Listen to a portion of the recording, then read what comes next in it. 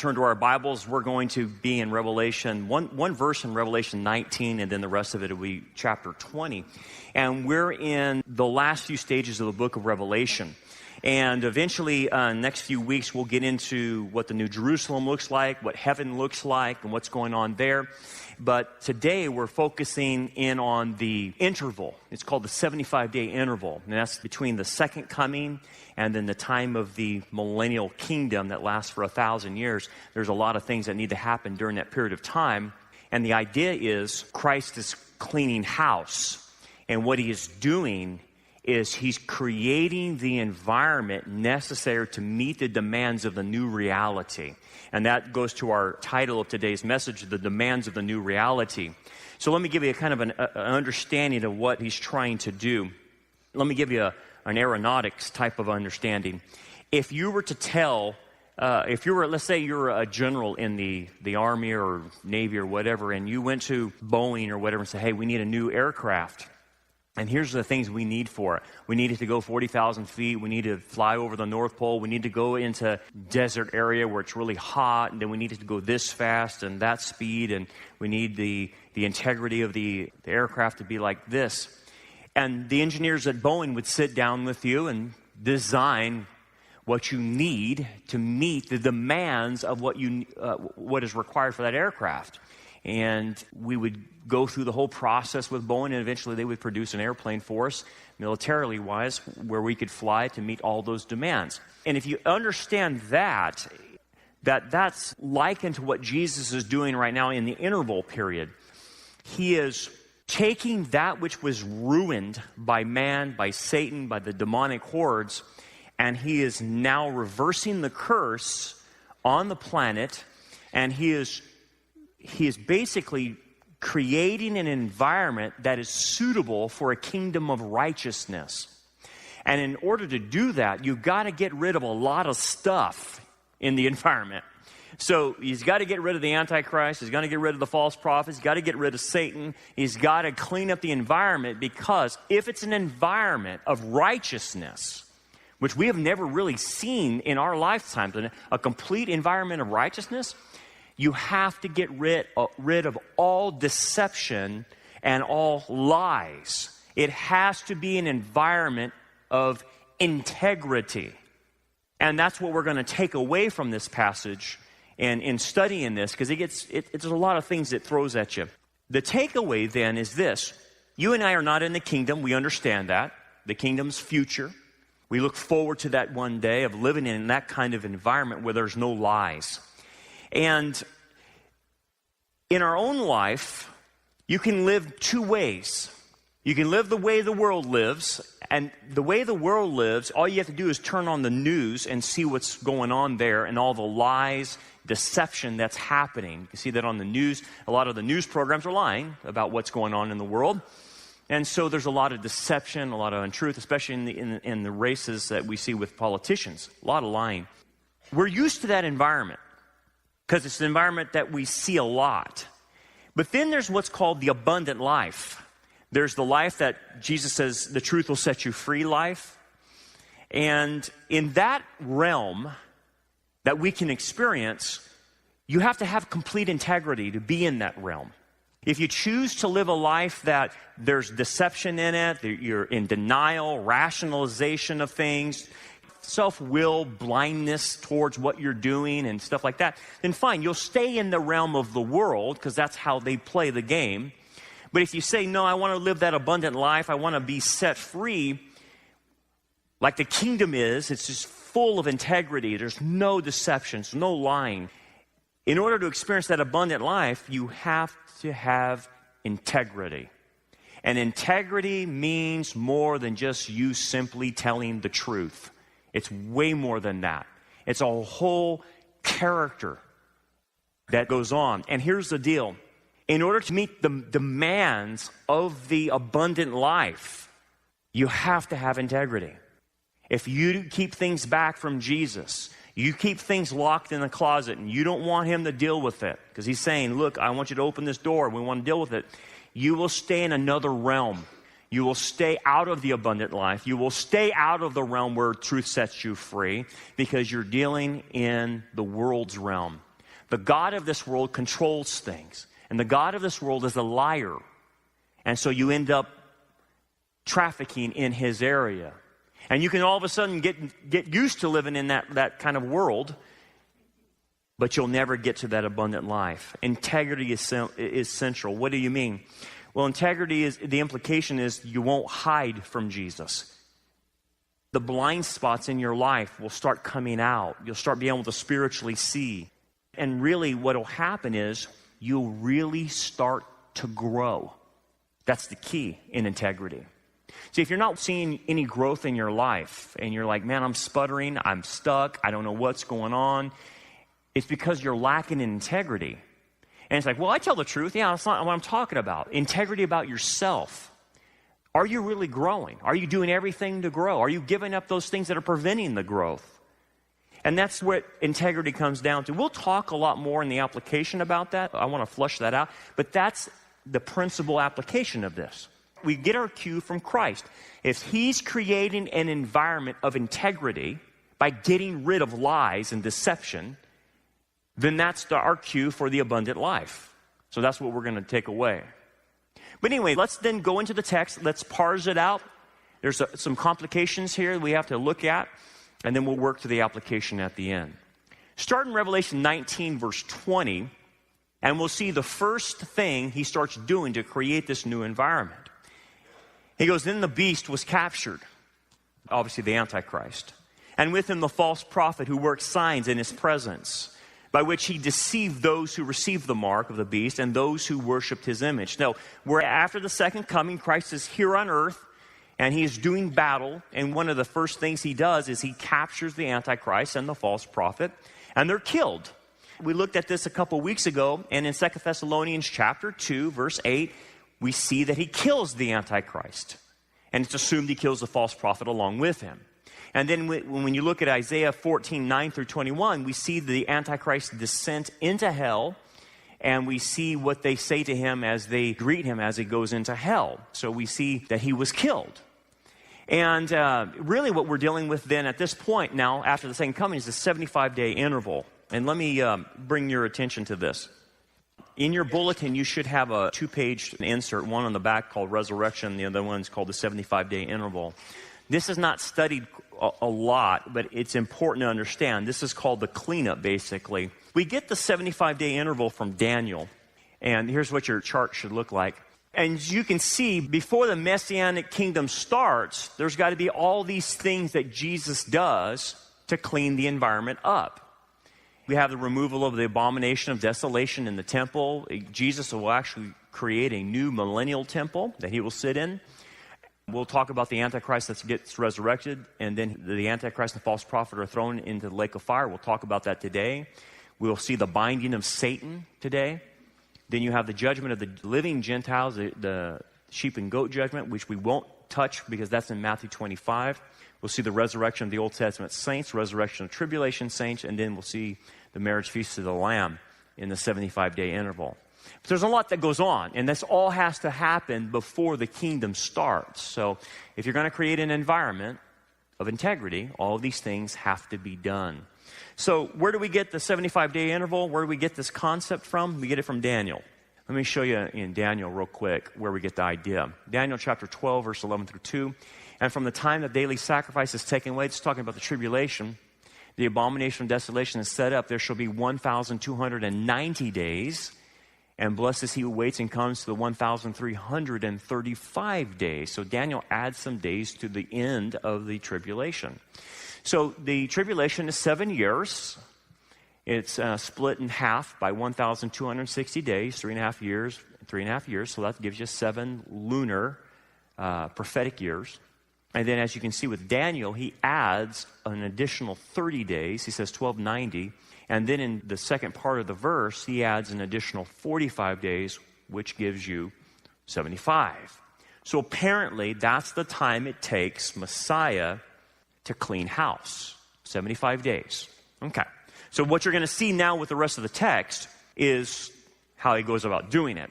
Let's go back to the text, and it says, these two, referring to the Antichrist and the false prophet, were cast alive into the lake of fire burning with brimstone. Now, wait a second. John is jumping a little bit, and we have to understand what's happened here. Like I said, he kills the Antichrist, and it's assumed he kills the false prophet, and they're thrown into hell. Okay? Now, hell is different than the lake of fire. But in this text, these two were cast alive into the lake of fire, burning with brimstone. So what has happened, and it's assumed by theologians that he kills them. Isaiah says he goes to hell, but then in that 75-day interval, Christ resurrects the Antichrist and the false prophet, and then he casts them into the lake of fire, which is different than hell.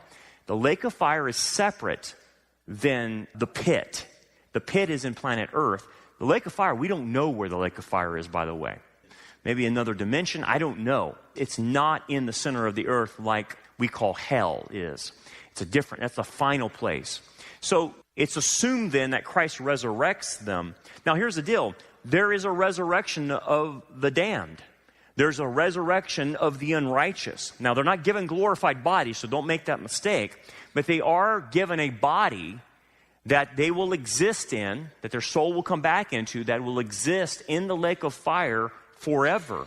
And that body that they're in will experience the burning aspect of being in the lake of fire forever, without end. It's not a pretty picture. We'll look at the lake of fire next week. But at the core root of this is why Jesus said the worm doesn't die. And the idea is their body will be burned, but not consumed. And that's an awful thought. But don't think it's because they don't deserve it. They do.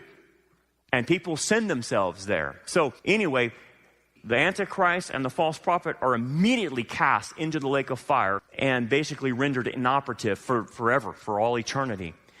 If you have a question of where the demons are at, they're bound in two locations on planet Earth. At the old site of Babylon and Edom. I don't have the time to flush that out, but they're located in two sites, bound for 1,000 years. Now, what's going on here? He's cleaning house. The false prophet is a liar. The Antichrist is a liar. They have no integrity. They've been a counterfeit to the Trinity. So now he's saying, to have the Messianic kingdom, I've got to get rid of these people. And he does. Then he's got to get rid of Satan. Now we jump to verse 1 of chapter 20. And then I saw an angel coming down from heaven, having a key to the bottomless pit and a great chain in his hand. Now this is interesting. This angel that you see here in the text is a common angel. It's when you see just the word messenger or angel, it is the lowest of the ranks of the angelic order, with cherubim and then seraphim being higher than just a regular angel. So it's just a regular angel, lowest rung on the pole, so to speak. And notice that he is given a key, which means authority, and he's got a chain, which means he's going to use this to bind Satan with and bind him in what's called the bottomless pit in the center of the earth. Now, this is notable.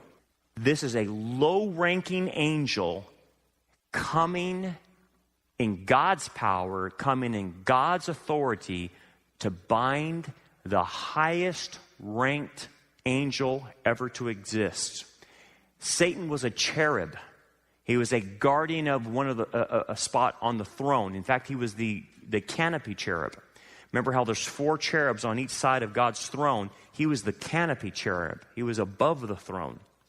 And he had the highest rank. He was is the most powerful, the most beautiful, the most intelligent, the most wise angels to ever been created. And now a lowly little angel, the lowest one on the totem pole, so to speak, is coming to bind the most powerful angel to ever exist. That's what you want to see. And how can he do this? Because he's been given the authority and power from God to do this. And he's going to bind Satan in this pit. Anyway, verse 2 says this. He laid hold of the dragon. And you're going to see all of Satan's names right here.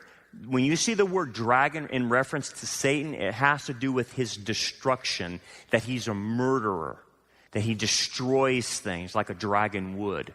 And it's kind of a symbolic name for him. So anyway, and then he's called the serpent of old. That's a direct reference to Genesis. That's a reference to how he tempted Eve. And it's given you another aspect. He's not only a destroyer, he's a tempter. Okay? And then it says, who is the devil and Satan. So the devil means accuser or slanderer or liar. And then the word Satan means adversary. He's God's adversary and our adversary. So all four names are given a full-orbed picture of who this cherub that fell has turned into. He's a liar, he's a deceiver, he's a destroyer, and he's an accuser, and he's an adversary. All those things. And what God is showing us is that before this kingdom starts, I have to get rid of him. Now, one of the things about God is he doesn't annihilate people. He doesn't annihilate his creation. He will then confine them. God doesn't perform euthanasia, so to speak, on his own creatures. Even Satan will be allowed to continue to exist for all eternity, but he will be captive. So for 1,000 years, he's going to be bound in this place. And so it says this, and he bound him for 1,000 years. That's how long the millennial kingdom will last. And he cast him into the bottomless pit, shut him up, and set a seal on him. So again, if you see like planet Earth, we obviously know from geology what the planet looks like. It has a core in the middle. Well, spiritually, in the middle of the planet is the bottomless pit. The reason it's called bottomless, as you can see with the core, because the earth is round, that once he's put in the core of the earth, or the bottomless pit, in a circular confined area, all that you have above you is a ceiling. No matter what direction you go, it's a ceiling. And so that's why it's called bottomless. There's no bottom to it, because everything in a circle or a globe type of confinement has a ceiling. And so he's confined there for 1,000 years. The bottomless pit is temporary confinement. Now, demons that get out of control and do things that they shouldn't be doing without God's permission, obviously, are sent to this place of temporary confinement. There's another place in center of the earth called Tartarus, and that's where the angels who sinned in Genesis 6 are there, and they're permanently confined until the great white throne judgment. So then, the point is, he's sent to this bottomless pit called the Abuso, because the environment has to have integrity and there cannot be any deception. Okay, so let's move on. So that he should deceive the nations no more till 1,000 years were finished. And the idea is that what's been happening currently since Adam and Eve is Satan has been deceiving mankind. And he has done a very good job of deceiving mankind. Satan he can't operate in the realm of truth because he's a liar. So when he usurped Adam and Eve and took their authority away, he became what's called the god of this world. And because there's no truth found in him, he created a world system that's built on lies, built on the counterfeit. And so he convinces people that his way of doing things is the right way, but really it's a lie.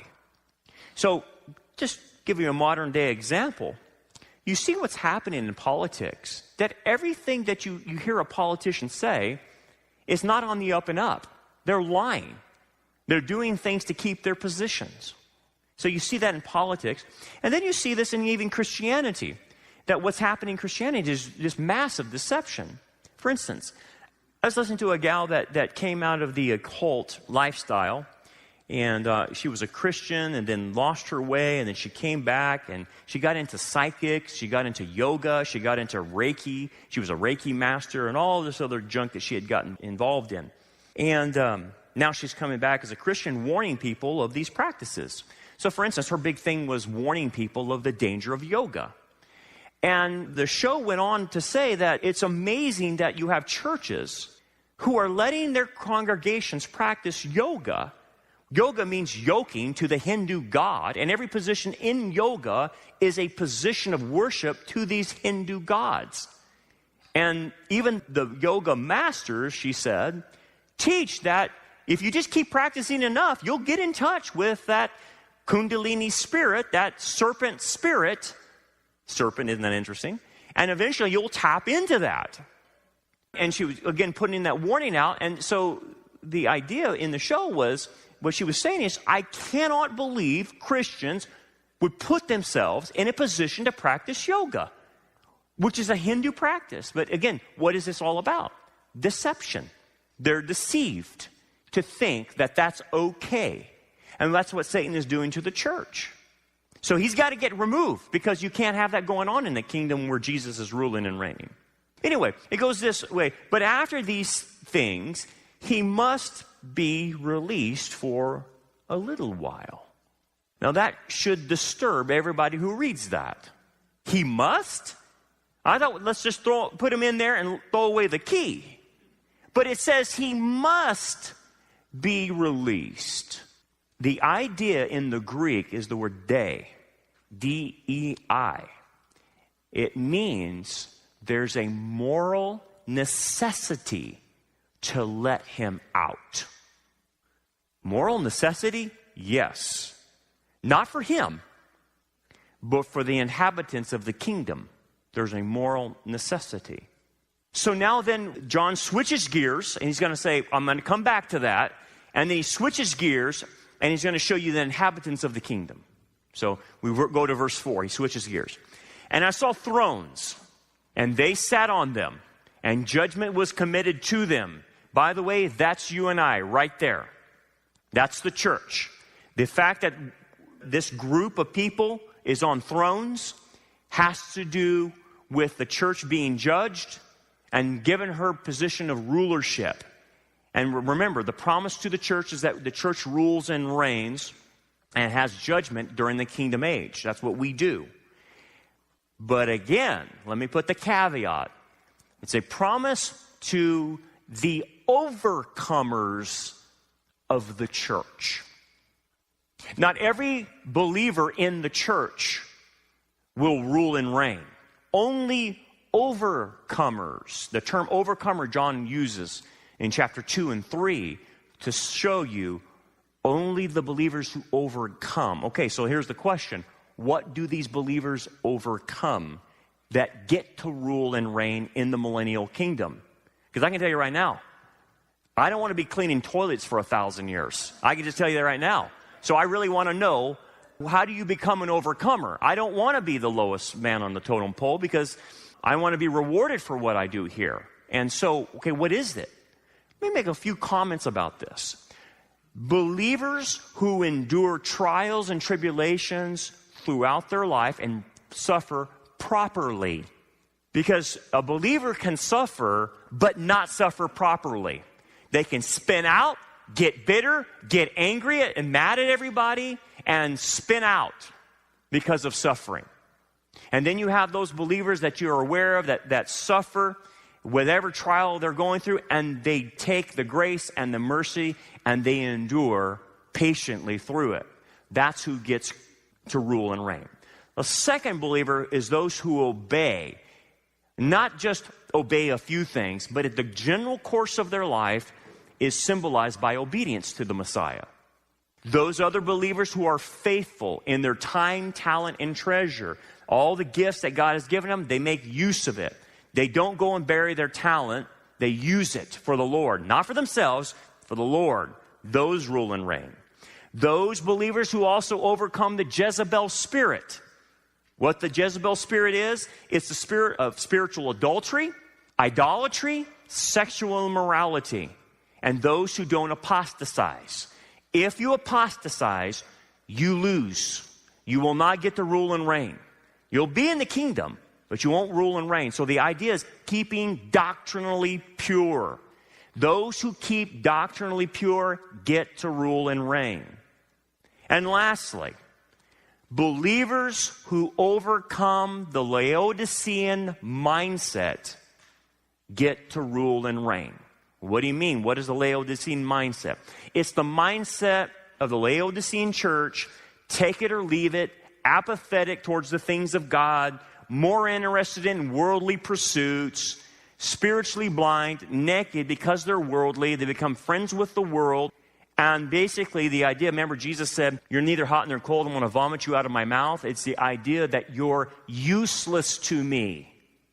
Now they're saved, they've got their fire insurance, but they're useless. That kind of believer doesn't rule and reign. So I wanted to make that caveat. So we're there. That is the sign of an overcomer, is that they rule and reign. Then he says, he moves on in the text, then I saw the souls of those who had been beheaded for the witness to Jesus and for the word of God, who had not worshipped the beast or his image and had not received his mark on their foreheads or on their hands. And they lived and reigned with Christ for 1,000 years. Now these are the tribulation saints that were killed and martyred, and they're resurrected as well. Now we've experienced our resurrection at the rapture. They experience it at the second coming. They're made alive, resurrected, and they also will rule and reign. One thing that John doesn't note, because he's not dealing with it, he's dealing with more of the tribulation. The Old Testament saints are resurrected at this time as well. In fact, a lot of theologians put the resurrection of the Old Testament saints prior to the tribulation saints. So Moses, Daniel, David, all of them are resurrected, and then comes the tribulation saints. It could happen at the same time. We're not quite sure. We just know it happens at the second coming. That being the case, you have all of the dead of righteousness have been resurrected. And basically what you want to keep in mind in the kingdom, and this gets a little tough. In the kingdom, you have two classes of people. You have mortals who lived through the tribulation, Jew and Gentile, that made it through alive. And if they made it through alive and passed the sheep and goat judgment, then they were saved. And they go into the kingdom in their mortal bodies. They will populate the planet. They will have babies and produce generations to fill the kingdom. The other group is people like us. We will be immortal. We will be glorified. So there's two classes of humans. And then we will have access back and forth between earth and the new Jerusalem. And people say, well, how do we get there? Well, you're probably going to be able to move like an angel and fly and go back and forth between this planet and the new Jerusalem. That's the best we can come up with. Because you're glorified. You have a different body.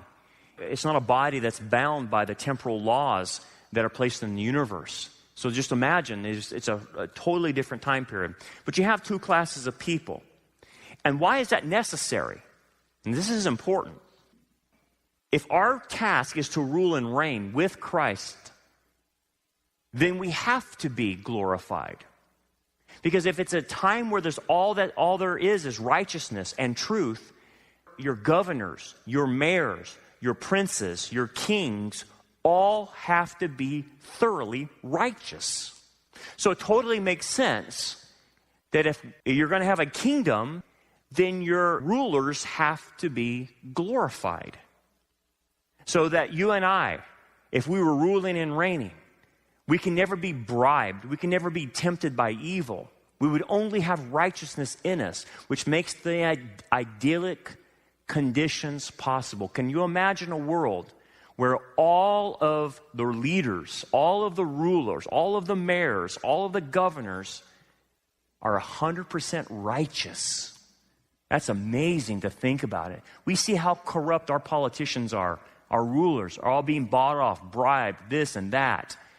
Not in that day. And so it makes total sense why Jesus would have mortals and immortals living together.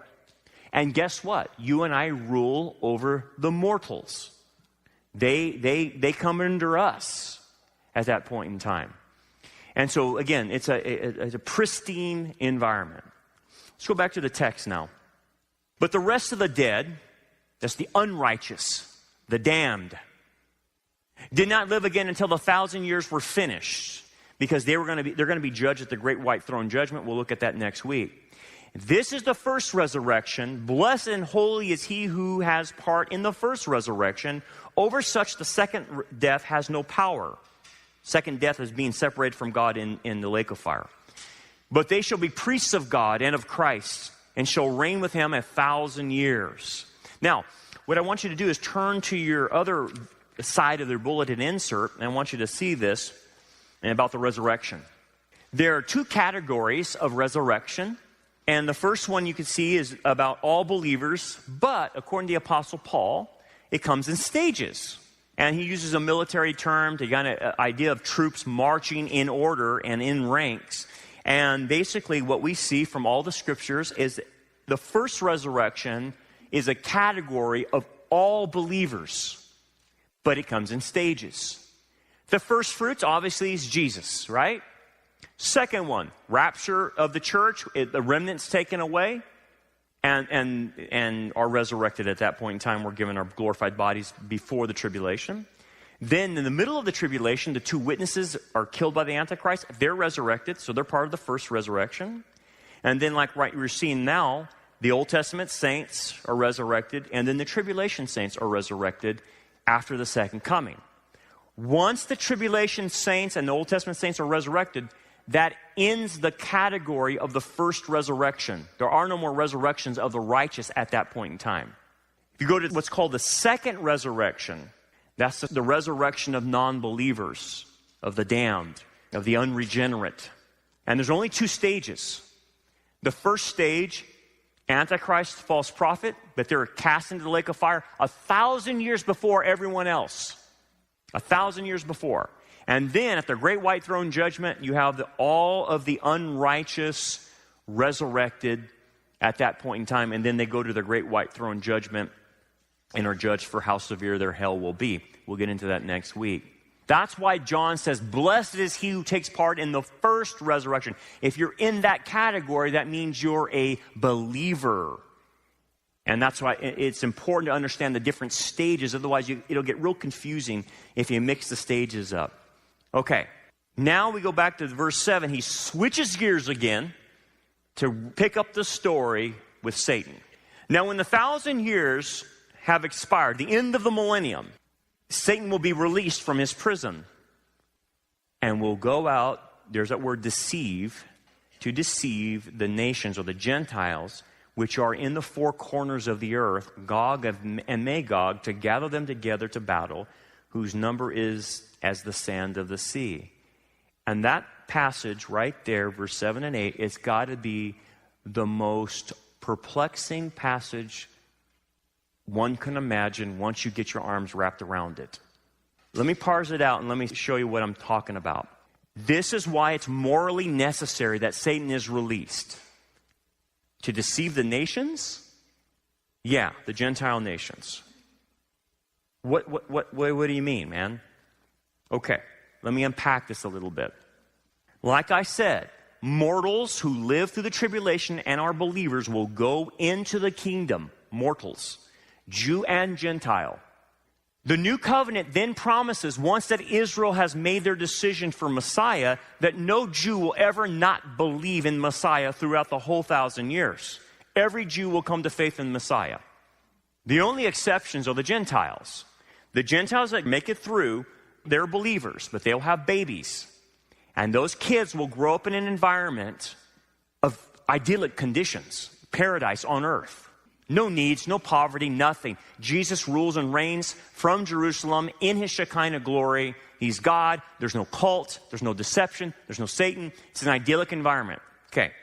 The stipulations in the kingdom is this, that these Gentiles, these babies that grow up, they have 100 years to make their decision for Messiah according to Isaiah 65.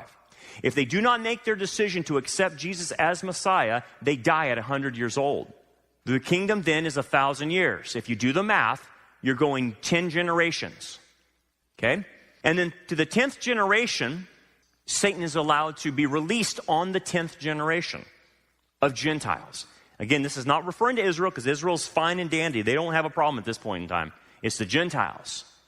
And the reason he is released is to test the hearts of the Gentiles. To show you and I and the whole angelic world that I can give man the most idyllic conditions he could possibly want. I can be ruling and reigning in Jerusalem. They can see my Shekinah glory. Everyone will have plenty to eat, plenty of provision. It's eat in return. The temperature is 72 degrees all over the planet. The water canopy has been restored. Everything is idyllic. There's no evil. There's no unrighteousness. Everything is perfect. And I'm going to show you by using Satan, that even in a perfect condition, that man will rebel against me. You got to be kidding me. Yeah.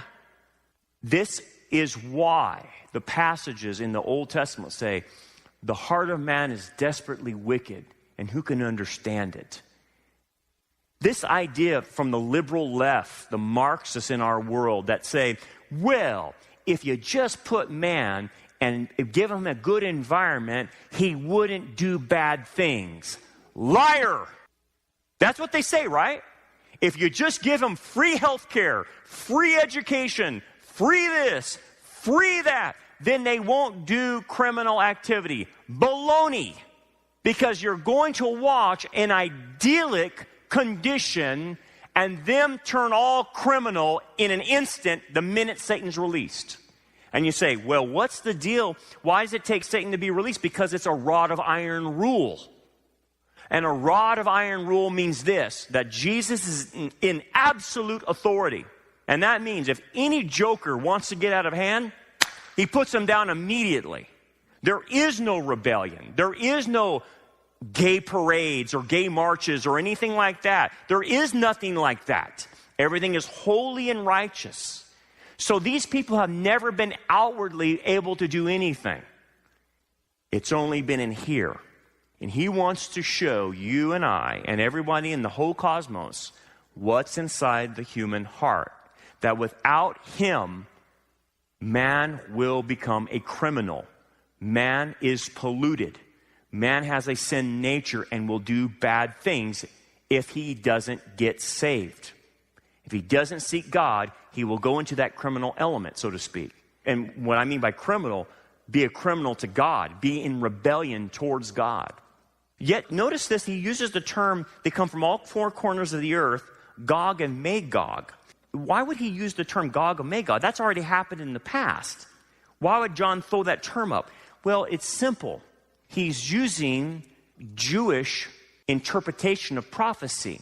And what we call this is a literal plus application. The Jewish phrase for this is a drosh. D-R-A-S-H, a drosh. And he's saying it's a literal plus application. What I mean by this is this. It has a point of similarity to what happened of Gog of Magog earlier in history. And what's the point of similarity? It's the attack on Israel. That's the point of similarity. Now, this is different because it's not coming out from Russia and Iran and Syria. It's coming from all four corners of the earth because where do they go? They're gathering together to battle, whose number is in the sand and the sea.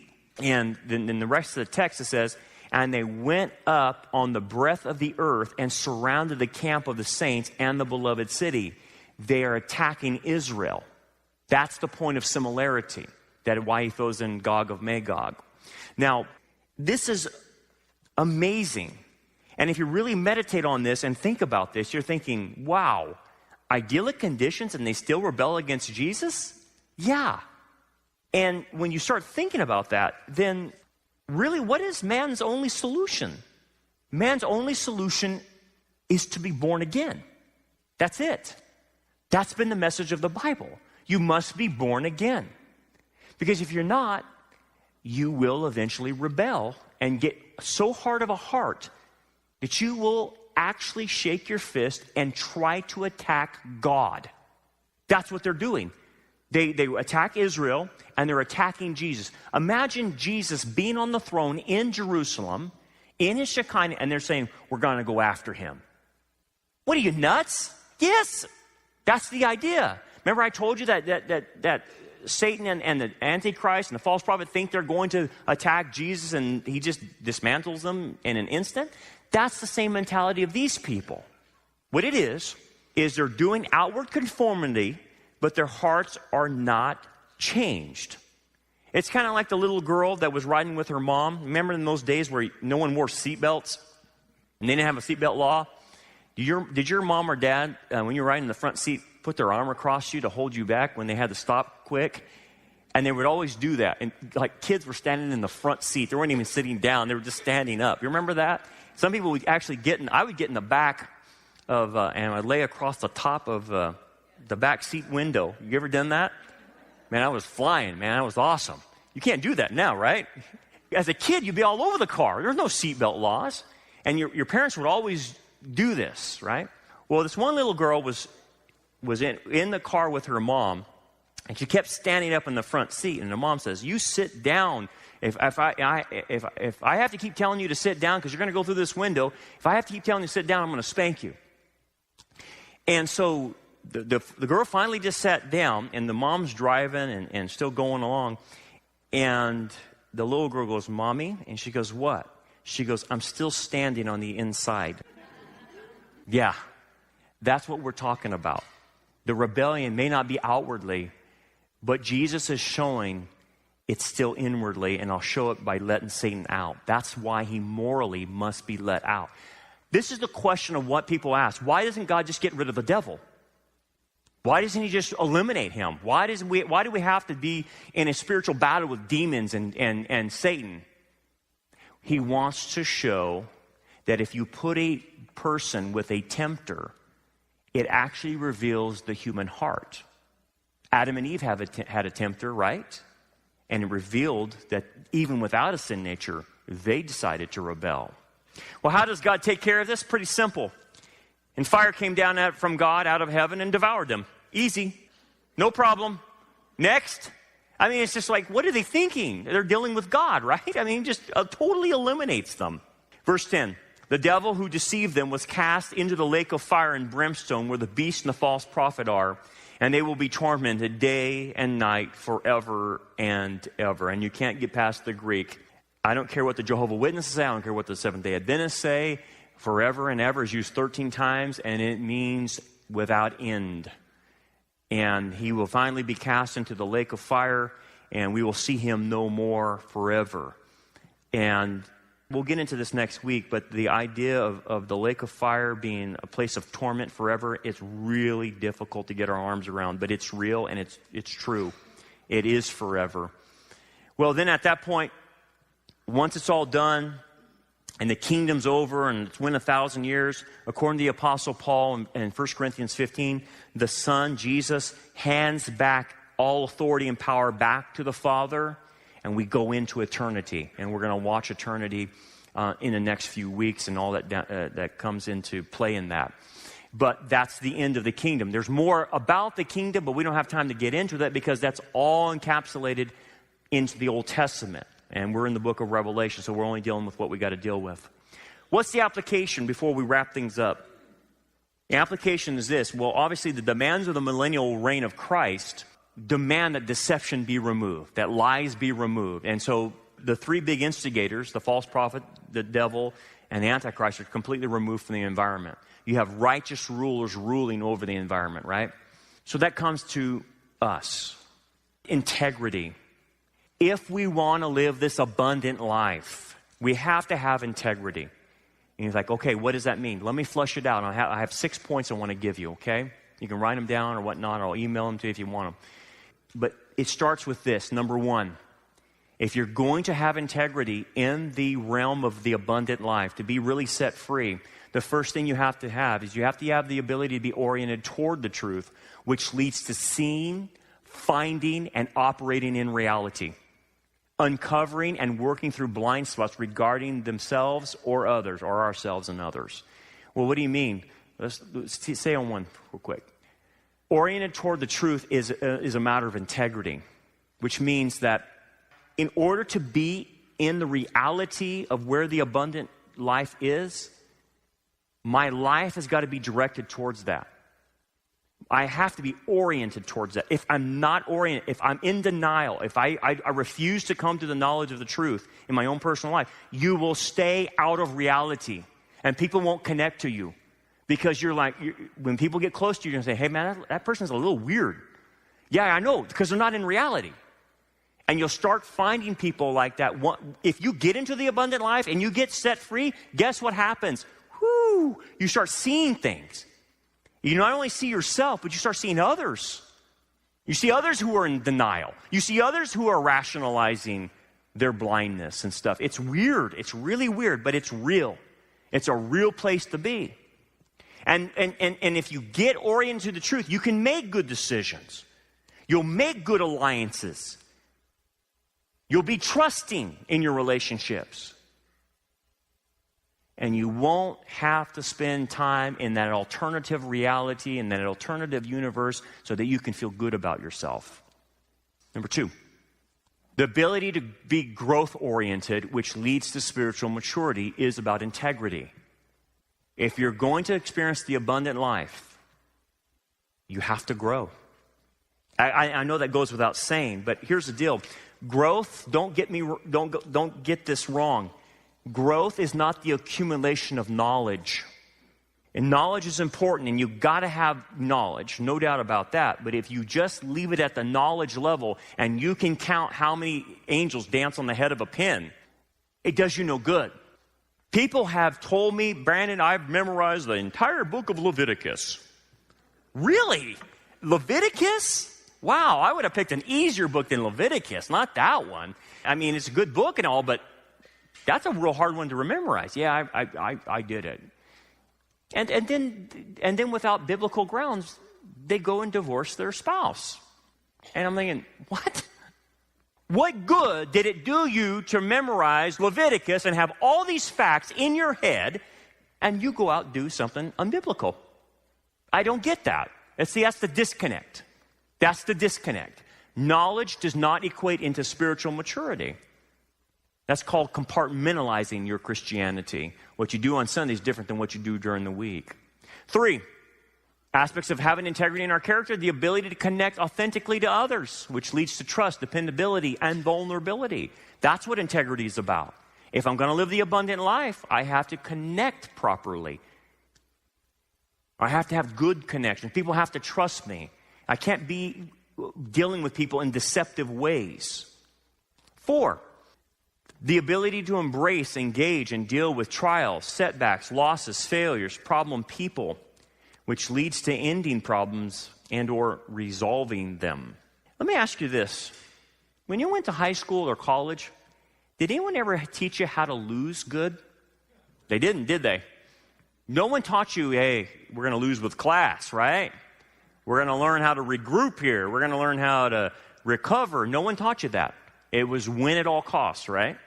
One of the things you'll have to find out in Christianity is, because this world is not our home and this environment is not our home, that you're going to have a lot of trials, setbacks, losses, failures, and your ability to handle them with integrity will be the key.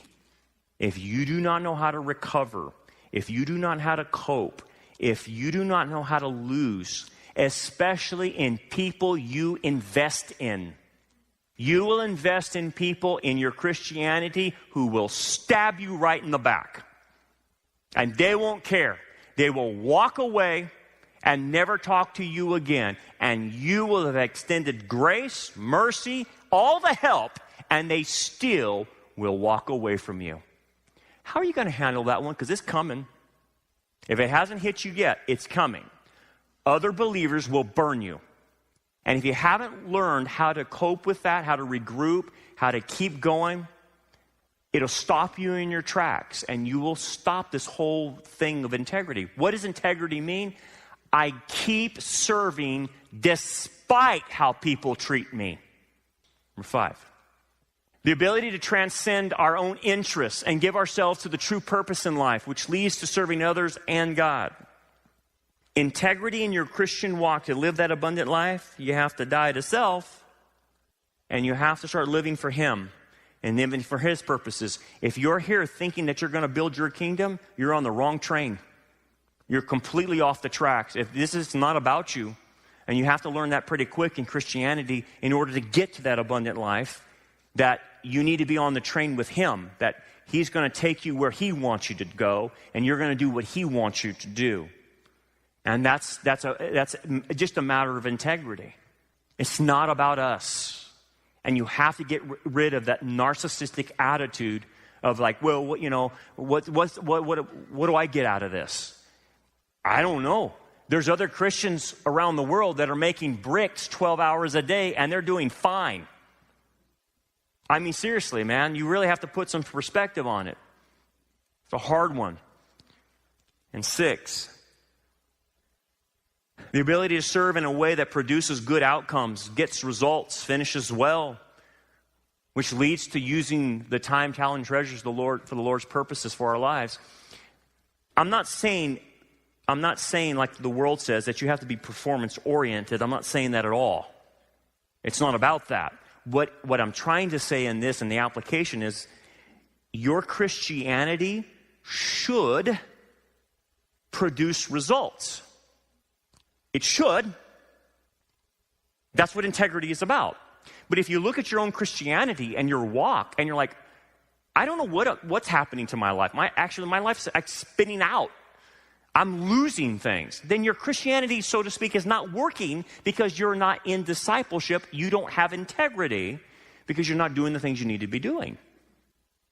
Now, I'm only going to tell you this because that's how you get to the other place. That's how you get to the abundant life, is you should see progress in your walk. Now, I'm not saying like you're going to be a dynamo overnight, that you're going to be spiritually mature overnight. But you got to at least be able to say, hey, I'm better than I was 5 years ago.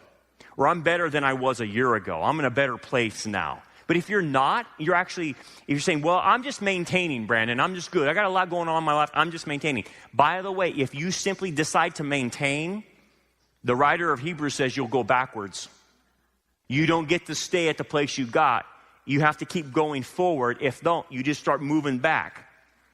That's what's integrity. That's what the kingdom looks like. You can experience a portion of that kingdom, so to speak, with the abundant life. Let me show you this. Have you ever seen this in the skies? If you ever look in the sky, look at today. Look in the sky, and you'll see these white lines way up in the sky. And they're called contrails. You can look at it any time of the day, and you'll see them way up in the sky. There's 2 white lines, and they're all crisscrossing above the atmosphere. Sometimes they're at 35,000, sometimes they're at 40,000. You ever see contrails? They're coming from planes that are up there in the sky. And you can definitely tell the direction of the contrails and where they're going. And the contrails happen at high altitudes, low humidity sometimes, and the exhaust from the jet is pumping that out with little particles. It mixes with the particles, and it creates like this cloud formation that is coming from the airplane. And you can sometimes tell by the contrails what kind of weather you're going to have based on humidity levels. Anyway, what's the point? You always know where the contrails came from and where they're going. Believe it or not, our integrity and how we're running our Christian life is for all to see. You are leaving contrails about where you've come from and where you're going right in front of everybody. Let me tell you a secret. Everybody sees your contrails. You think that they don't, but they do. They see where you came from and they see where you're going. And if you don't think that, you're in denial. Everyone sees where you're going. Once you get into the abundant life, you see people whose contrails have switched directions and are now going in the right direction. Their contrails will tell you that they made a switch. But if you are in the abundant life, you will also be able to see those who are still going in that same direction and they haven't really came out of it.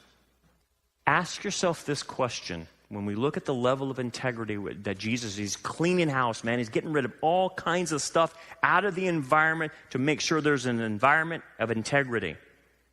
Have you done enough cleaning of your house so that you have now a structure of integrity that now changes your contrails? Only you can answer that one.